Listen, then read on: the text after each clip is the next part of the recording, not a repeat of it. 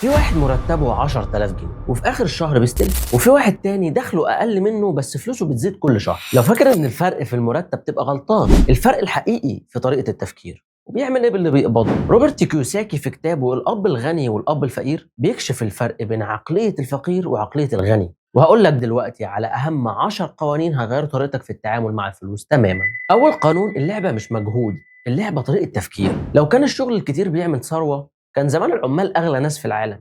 السر مش في انك تشتغل 12 ساعة، السر في ايه اللي بتعمله في الساعات دي. تاني قانون: الغني بيشتري وقت لكن الفقير بيبيع وقته.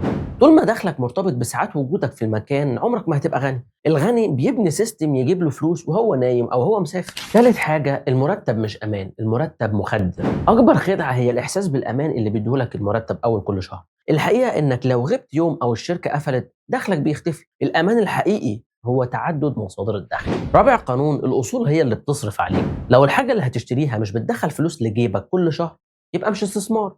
الموبايل الغالي والعربية خصوم بتسحب منك.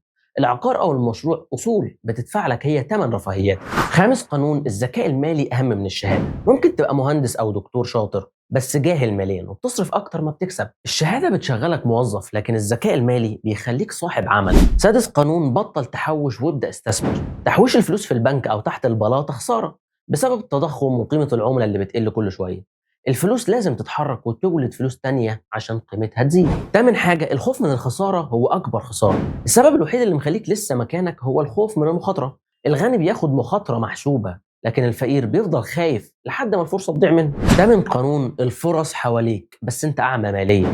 الفرق بينك وبين الغني إنه بيشوف فرص في المشاكل اللي بتشتكي منها انت كل يوم. اتعلم تشوف الفلوس في احتياجات الناس. تاسع قانون: مش لازم تبدأ كبير، ابدأ عشان تكبر.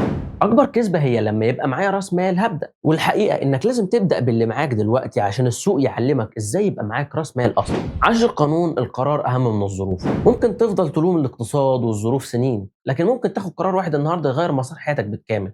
الثراء بيبدا بقرار مش بالصدفه. الحريه الماليه مش معناها انك تبقى مليونير، معناها ان دخلك من استثماراتك يغطي مصاريفك وقتها، بس مفيش حد يقدر يمشيك على مزاجه، وانت اللي هتمتلك وقتك فعلا. لو الفيديو ده فادك ما تنساش تعمل لايك وفولو عشان لسه مكملين في سلسلة ال100 كتاب اللي هيغيروا طريقة تفكيرك. وقول لي في الكومنتات ايه اكتر عادة مالية غلط قررت تتخلص منها النهارده.